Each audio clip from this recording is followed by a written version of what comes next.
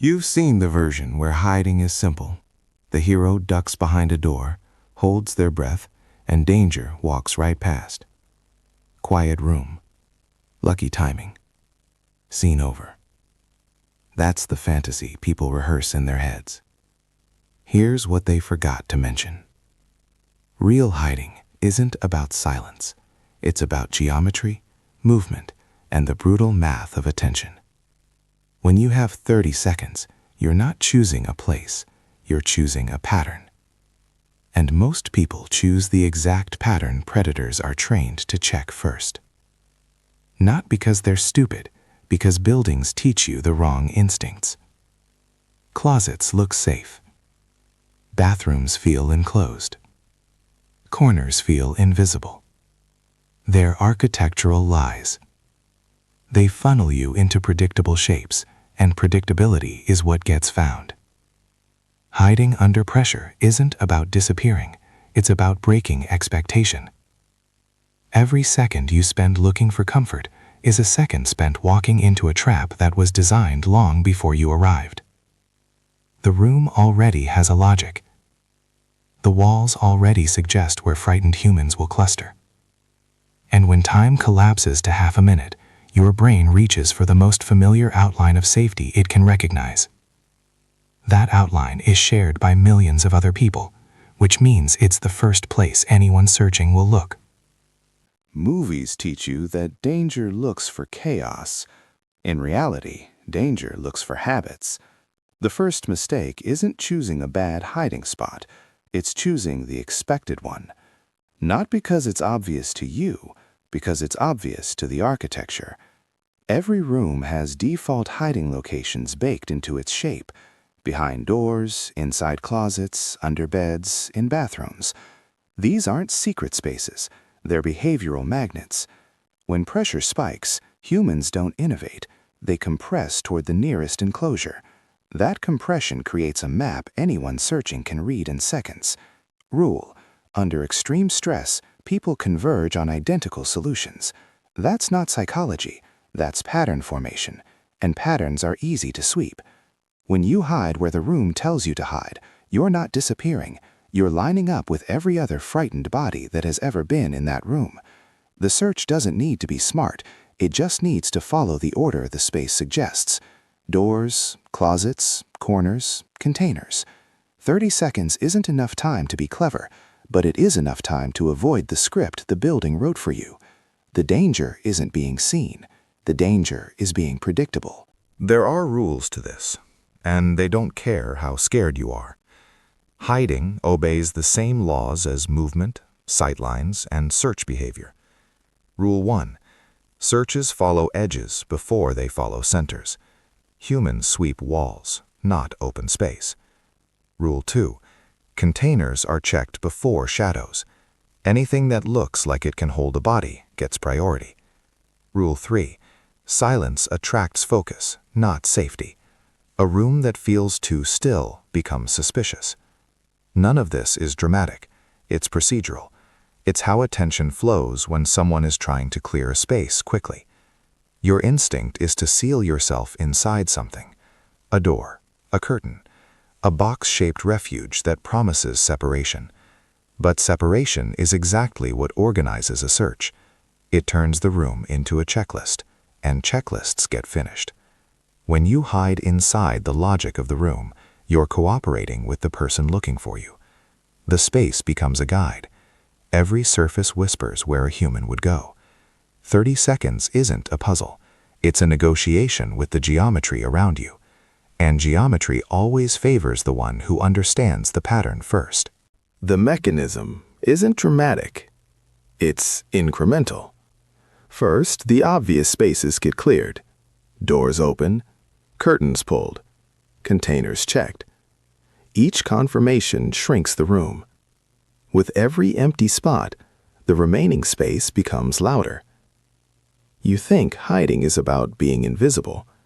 It's about surviving elimination. A search is subtraction. The room gets smaller with every second that passes, and most people volunteer the first places to be removed. Once the containers are gone, attention shifts to negative space, the gaps that shouldn't hold a body, but might. That's where time runs out, because by then the search isn't casual, it's focused. The brain doing the searching has a map with pieces missing, and missing pieces demand resolution. You don't get found because you made noise. You get found because the room finished its checklist, and you're the only unanswered question left inside it. 30 seconds buys you placement. After that, the environment starts solving for you. And environments are very good at finishing what they start. This is usually where people tell themselves they'll improvise. That instinct feels empowering. It isn't. Improvisation under pressure doesn't expand options. It collapses them into whatever feels closest to safety. And feels is the dangerous word. Familiar shapes win. Tight spaces win. Anything that resembles shelter wins, even if shelter is exactly what organizes the search against you.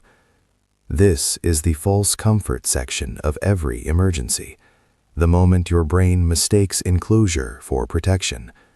You're not choosing tactically, you're choosing emotionally. And emotional hiding leaves fingerprints. It clusters bodies in identical silhouettes across different rooms, different buildings, different cities. Rule: comfort is a search algorithm. The more a space feels safe, the more likely it's already on someone else's checklist. Real hiding isn't cozy. It doesn't feel sealed or protective. It feels exposed, unfinished, wrong. That discomfort is information. It means you stepped outside the blueprint the room expected you to follow. Most people never cross that line. They disappear into the architecture and hope the architecture forgives them. It doesn't. There is a point where recovery stops being possible. It's quiet. No announcement. No dramatic cue. Just the moment the search stops exploring and starts confirming. That's the point of no return. Before it, the room is being sampled. After it, the room is being solved. Every remaining space is examined with intent, not curiosity. Rule: once a search becomes confirmation, time is no longer yours. The decision you made in the first 30 seconds is now permanent. You can't relocate, you can't renegotiate. Movement becomes louder than stillness. Adjustment becomes visibility. This is why the opening choice matters more than anything that follows.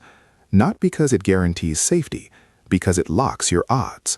The environment has shifted from chaos to order, and order favors the one doing the looking. By the time most people realize this, they're already inside the final geometry of the room. The search isn't hunting anymore. It's closing a gap, and gaps don't stay open long. The takeaway isn't about becoming invisible. It's about understanding that rooms have habits, and habits can be read. Most danger doesn't win through speed or strength. It wins through expectation. The person searching trusts the room to tell the truth about where a human would go, and most of the time, the room is right. Awareness isn't a trick or a hack. It's the refusal to let architecture choose for you. When you recognize that hiding is a negotiation with patterns, you stop chasing comfort and start reading structure. That shift is small, but it's everything. It turns 30 seconds from panic into placement. You're not trying to outsmart a pursuer. You're stepping sideways out of a script written for frightened people. The script is what gets found. The break in the script is what survives.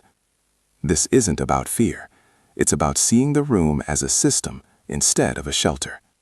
Systems can be predicted, and prediction is the only advantage you get when time is measured in seconds. Hiding doesn't fail loudly. It fails quietly, when the room finishes explaining itself. Discovery isn't cinematic. It's administrative. The last unchecked space resolves, and the math completes. The room had a limited number of answers. Yours was the final one. Not violence, not drama. Just the completion of a pattern that started the second you chose comfort over structure. 30 seconds was never about speed. It was about refusing the default path the room offered you. Rooms don't care who you are. Geometry doesn't improvise.